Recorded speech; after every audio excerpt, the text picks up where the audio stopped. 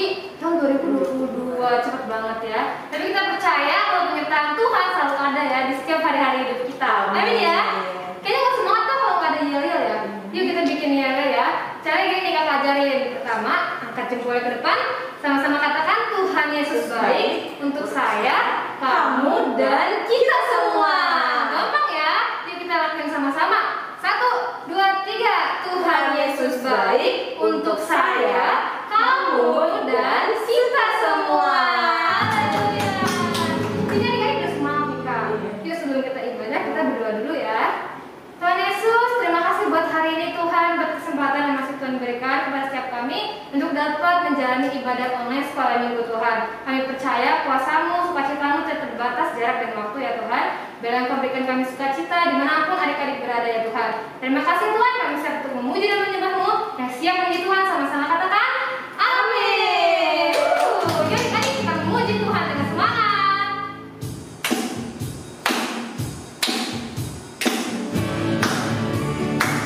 Kita percaya ya Tuhan ada di setiap hari-hari kita. Kita katakan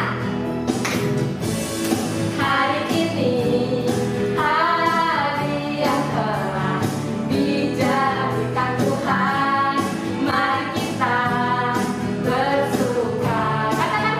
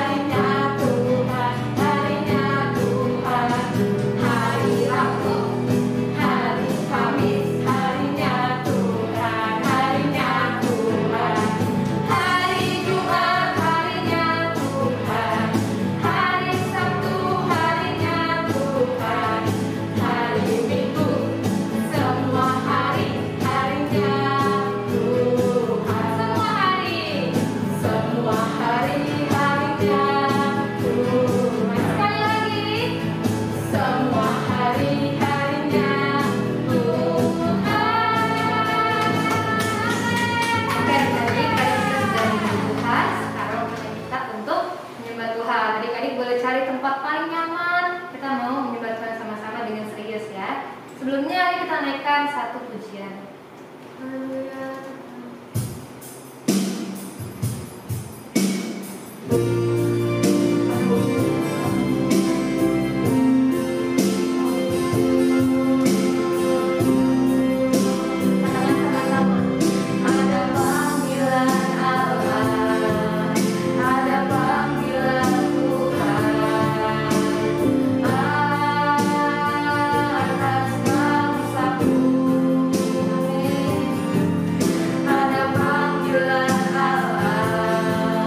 Ada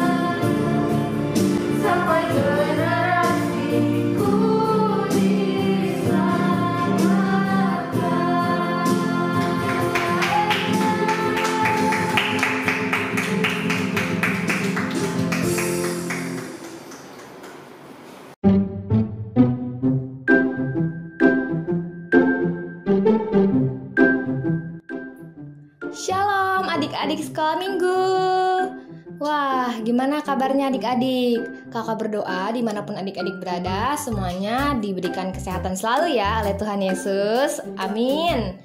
Oke adik-adik, sekarang waktunya kita untuk mendengarkan firman Tuhan. Sama-sama katakan firman Tuhan. Oke, kalau gitu adik-adik boleh cari tempat yang paling nyaman untuk duduk manis, karena kita sebentar lagi mau mendengarkan firman Tuhan. Oke adik-adik, sebelum kita mendengarkan firman Tuhan, yuk kita lipat tangan, tutup mata, kita mau bersatu di dalam doa. Tuhan Yesus yang baik, terima kasih buat hari ini Tuhan, buat penyertaan-Mu Tuhan. Tuhan, sekarang anak-anak sekolah minggu ingin mendengarkan firman-Mu, biar Tuhan yang berbicara lewat hamba-Mu, dan biarlah apa yang menjadi pesan-Mu bisa tersampaikan ya Tuhan di setiap hati adik-adik. Terima kasih ya Tuhan, kami siap mendengarkan firman-Mu dan melaksanakannya di dalam kehidupan kami. Yang siap mendengarkan firman Tuhan, sama-sama katakan, amin. Oke adik-adik, sebelum kita masuk ke ayat firman Tuhan, Kak Audi mau sedikit cerita nih. Jadi Kak Audi itu adalah anak yang suka nanya ya adik-adik. Jadi kayak contohnya nih di mata pelajaran matematika di sekolah. Nah gurunya ngasih soal. Nah walaupun sudah dikasih catatannya adik-adik, kakak tuh masih suka bingung gitu. Ini dikerjainnya apa dulu ya? Tahap-tahapnya bagaimana? Jadi biasanya kakak tanya nih sama gurunya adik-adik, Ibu ini gimana ya Bu cara ngerjainnya? Kayak gini bukan ya Bu? Sesuai rumus yang tadi Ibu bilang bukan Bu? Atau pakai cara lain? Terus yang dikerjakan yang mananya dulu Bu? Nah kayak gitu, adik-adik juga suka gitu nggak? Kalau suka gitu bilang, iya Kak. Berarti sama nih kita ya. Nah adik-adik, kita tuh kadang-kadang juga suka bingung ya adik-adik. Entah itu bingung sama apa yang akan terjadi ke depannya. Misalnya nih kita sudah memasuki tahun 2022 ya adik-adik. Mungkin kita bertanya-tanya nih, kira-kira di tahun ini apa yang akan terjadi ya? Pastinya kita berharap apa yang terjadi adalah hal-hal yang baik ya adik-adik. Nah adik-adik, tadi kan Kak Audi sudah cerita nih kalau Kak Audi tuh sering bertanya. Contohnya tadi adalah di saat Kak Audi bingung nih di saat pelajaran matematika. Nah sama nih kalau mungkin adik-adik punya mata pelajaran lain yang sulit, misalnya contohnya bahasa Indonesia atau IPA, adik-adik pasti nanya ke guru IPA dan bahasa Indonesia kan? Mungkin adik-adik bingung pelajaran IPA terus nanyanya ke guru olahraga, kan nggak nyambung ya, gurunya juga nggak akan bisa jawab karena gurunya kan tidak mempelajari lebih tentang pelajaran itu ya adik-adik. Nah, berarti kita bisa narik kesimpulan ya adik-adik. Kalau misalnya kita bingung sama suatu hal, itu pasti kita bakal bertanya sama orang yang memang mengerti tentang hal itu ya adik-adik. Nah, tapi coba kalau kakak tanya, kalau misalnya kita bertanya, kira-kira apa yang akan terjadi di tahun 2022? Nah, siapa ya? Kira-kira ada nggak nih adik-adik di dunia ini yang bisa jawab apa yang akan terjadi di tahun ini? Nggak ada ya adik-adik, kecuali siapa? Tuhan Yesus. Kenapa gitu ya? Karena kita percaya ya adik-adik kalau yang menciptakan hari esok itu adalah Tuhan. Coba dong kakak mau tanya, di sini siapa adik-adik yang percaya kalau Tuhan adalah guru di atas segala guru? Coba angkat tangannya. Wah, kakak percaya ya siapapun yang menonton video ini pasti mengangkat tangan di rumahnya. Karena kita percaya adik-adik kalau Tuhan Yesus adalah guru di atas segala guru. Oke adik-adik, sekarang waktunya kita buka Alkitab kita. Yuk kita ambil Alkitab kita buka di Hakim-Hakim 6. Yang sudah ketemu katakan amin. Oke. Kita sama-sama baca ayat yang pertama yuk adik-adik. 1, 2, 3. Gideon diangkat menjadi hakim. Tetapi orang Israel melakukan apa yang jahat di mata Tuhan. Sebab itu Tuhan menyerahkan mereka ke dalam tangan orang Midian 7 tahun lamanya. Ayat kedua, dan selama itu orang Midian berkuasa atas orang Israel. Karena takutnya kepada orang Midian itu, maka orang Israel membuat tempat-tempat perlindungan di pegunungan, yakni gua-gua dan kubu-kubu. Kita lompat ke ayat yang ke-6 adik-adik. sehingga orang Israel menjadi sangat melarat oleh perbuatan orang Midian itu. Lalu berserulah orang Israel kepada Tuhan. Nah, jadi singkatnya adik-adik, dari ayat ke-1 sampai ayat ke-10 itu menceritakan tentang orang Israel yang sedang dijajah oleh orang Midian. Dan mereka berseru sama Tuhan.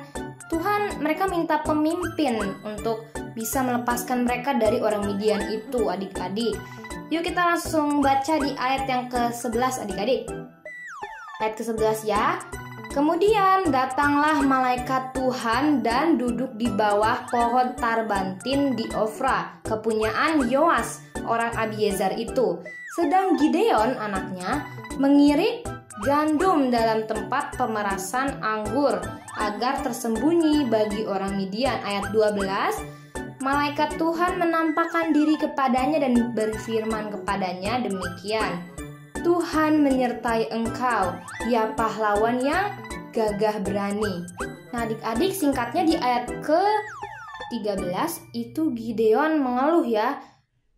Dia bilang begini, bukankah Tuhan telah menuntun kita keluar dari Mesir, tetapi sekarang Tuhan membuang kami dan menyerahkan kami ke dalam cengkeraman orang Midian. Ayat ke-14 adik-adik, lalu berpalinglah Tuhan kepadanya dan berfirman, pergilah dengan kekuatanmu ini dan selamatkanlah orang Israel dari cengkeraman orang Midian. Bukankah aku mengutus engkau? Tetapi jawabnya kepada Tuhan, jawab Gideon, Tuhanku, dengan apakah akan kuselamatkan orang Israel? Ketahuilah, kaumku adalah yang paling kecil di antara suku Manasye, dan aku pun seorang yang paling muda di antara kaum keluargaku. Ayat ke-16, berfirmanlah Tuhan kepadanya, tetapi akulah yang menyertai engkau. Sebab itu engkau akan memukul kalah orang Midian itu sampai habis. Di ayat ke-17 adik-adik, maka jawabnya kepada Tuhan, jika sekiranya aku mendapat kasih karunia di matamu, maka berikanlah kepadaku tanda bahwa engkau sendirilah yang berfirman kepadaku. Nah adik-adik, dari tadi ayat yang sudah kita baca, coba kita lihat lagi di ayat yang ke-15. Gideon bilang sama Tuhan, Tuhanku, dengan apakah akan kuselamatkan orang Israel? Gideon itu gak percaya adik-adik, dia masih ragu gitu. Dia tidak tahu bahwa Tuhan tuh mampu. Coba kita lihat di ayat ke-16, Tuhan bilang, tetapi akulah yang menyertai engkau. Sebab itu engkau akan memukul kalah orang Midian itu sampai habis. Tapi adik-adik, saking penasarannya si Gideon, di ayat yang ke-17 dia masih minta tanda sama Tuhan kan. Di situ dibilang, maka berikanlah kepadaku tanda bahwa engkau sendirilah yang berfirman kepadaku. Nah adik-adik, di sini kita bisa melihat ya bahwa Gideon juga banyak bertanya ya adik-adik sama Tuhan. Dari ayat-ayat yang kita baca, banyak perkataannya Gideon seolah-olah dia Tuhan, masa sih Tuhan bakal milih aku untuk menyelamatkan orang Israel dari orang Midian? Dan bahkan dia juga bilang bahwa kaumku adalah yang paling kecil di antara suku Manasye, dan aku pun seorang yang paling muda di antara kaum keluargaku. Terkadang kita seperti itu ya adik-adik. Kita sering mengecilkan diri kita sendiri, kita merasa, aduh aku gak bisa. Ya adik-adik, seperti yang tadi kakak bilang ya, kita kadang-kadang masih sering khawatir sama diri kita sendiri. Aku kayaknya gak bisa deh Tuhan, kayaknya aku gak bisa ngelakuin ini. Apalagi adik-adik di tengah-tengah suasana dan keadaan seperti ini adik-adik, kita semua masih di rumah aja, kita gak tahu nih udah ada kasus varian baru Omikron ya adik-adik, kita nggak tahu apakah ada lonjakan kasus dan lain-lain. Tapi adik-adik, kita mau menteladani salah satu tokoh Alkitab yaitu Gideon ya adik-adik. Ini kita buka lagi ayat di Hakim-Hakim 6 ayat 34 adik-adik. Ya, yuk adik-adik kita sama-sama baca Hakim-Hakim 6 ayat 34 ya. Pada waktu itu roh Tuhan menguasai Gideon, ditiupnya sangkakala dan orang-orang Abiezer dikerahkan untuk mengikuti dia. Ya, jadi adik-adik, karena Gideon mendapatkan perintah Tuhan untuk menyelamatkan orang Israel dari orang Midian, maka Gideon mengumpulkan orang-orang untuk ikut bersama dia ya. Tadi ada orang-orang Abiezer, di ayat 35 ada suku Asher, Zebulon, dan Naftali. Nah adik-adik, di ayat ke-36 kita baca sama-sama yuk. Kemudian berkatalah Gideon kepada Allah, "Jika engkau mau menyelamatkan orang Israel dengan perantaraanku seperti yang kau firmankan itu," ayat 37, "maka aku membentangkan guntingan bulu domba di tempat pengerikan. Apabila hanya di atas guntingan bulu itu ada embun, tetapi seluruh tanah di situ tinggal kering, maka tahulah aku bahwa engkau mau menyelamatkan orang Israel dengan perantaraanku seperti yang kau firmankan." Ayat ke-38 adik-adik. Dan demikianlah terjadi, sebab keesokan harinya pagi-pagi ia bangun, dipulasnya guntingan bulu itu dan diperasnya air embun dari guntingan bulu itu secawan penuh air. Sama-sama kita beri tepuk tangan buat Tuhan Yesus. Wah, luar biasa ya adik-adik. Adik-adik, singkatnya dari ayat 34 sampai ayat 38 itu Gideon minta tanda sama Tuhan bahwa kalau memang Tuhan mengutus Gideon, kalau Tuhan mengutus aku, tolong Tuhan berikan aku tanda. Salah satunya tadi adik-adik, yaitu kalau Tuhan memang mengutus aku, tolong Tuhan guntingan bulu besok pagi ini biarlah ada embun di atasnya. Dan terbukti di ayat 38 adik-adik, Tuhan menunjukkan kepada Gideon, bahkan dibilang diperasnya air embun dari guntingan bulu itu secawan penuh air. Luar biasa ya Tuhan. Tuhan kita ya adik-adik. Kalau adik-adik baca selengkapnya di Hakim-Hakim 6 sampai Hakim-Hakim 7, singkatnya Tuhan Yesus itu luar biasa ya. Benar-benar menunjukkan bahwa Tuhan adalah Tuhan yang hidup adik-adik. Tuhan memberikan tanda yang luar biasa kepada Gideon, tetapi Gideon juga menuruti perintah Tuhan adik-adik. Hakim 7 juga perikopnya Gideon mengusir musuh. Akhirnya Gideon menang adik-adik. Adik-adik bisa baca selengkapnya ya di rumah nanti di Hakim-Hakim 7. Oke adik-adik, jadi tadi kita sudah membaca cerita tentang Gideon secara singkat pastinya. Gimana nih adik-adik? Kita bisa melihat ya bahwa Gideon itu juga adalah seorang yang suka bertanya ya adik-adik. Ketika dia dikasih tugas sama Tuhan untuk melawan orang Midian, menyelamatkan bangsa Israel, dia sempat ragu sama Tuhan dan sama dirinya sendiri. Dan Gideon bertanya sama Tuhan, dia berkomunikasi sama Tuhan, dan dia juga meminta petunjuk sama Tuhan, sehingga dia akhirnya bisa mengambil keputusan yang benar ya adik-adik, dan menang dalam peperangan. Nah, jadi adik-adik itu sebenarnya bisa banget tanyakan apa aja ke Tuhan. Seperti yang tadi di awal kakak udah bilang ya adik-adik, kalau kita semua sepakat dan percaya kalau Tuhan adalah guru di atas segala guru adik-adik. Berarti adik-adik kalau misalnya hari-hari ini mungkin ada kesulitan, entah itu adik-adik sedih, kok kita nggak sekolah, nggak bisa ketemu sama teman-teman lagi, atau mungkin nggak bisa ketemu sama keluarga gara-gara situasi seperti ini adik-adik bisa tanyakan ke Tuhan, atau adik-adik bisa berdoa sama Tuhan. Sama seperti Gideon ya adik-adik, di saat Tuhan ngasih Gideon tugas, bisa dibilang Gideon gak ngerti, Gideon gak tahu pastinya, dia gak tahu harus ngapain, tapi dia berani adik-adik untuk bertanya sama Tuhan, berkomunikasi sama Tuhan adik-adik. Nah, gak cuman itu, Gideon juga mendengarkan perkataannya Tuhan, sehingga Tuhan membuat dia berhasil di dalam peperangannya.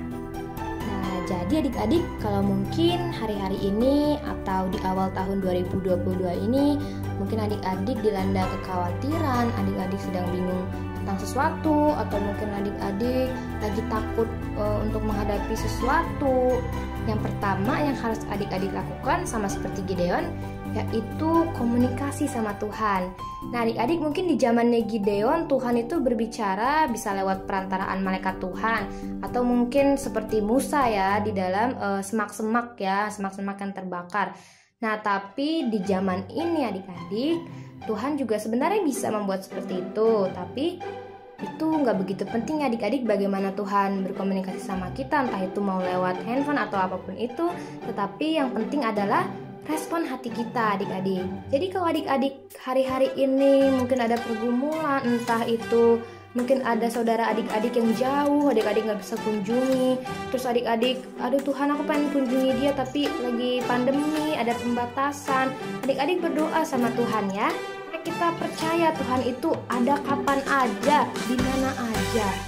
Karena Tuhan Yesus bahkan ada firman Tuhan mengatakan Tuhan Yesus itu lebih dekat dari baju yang kita kenakan.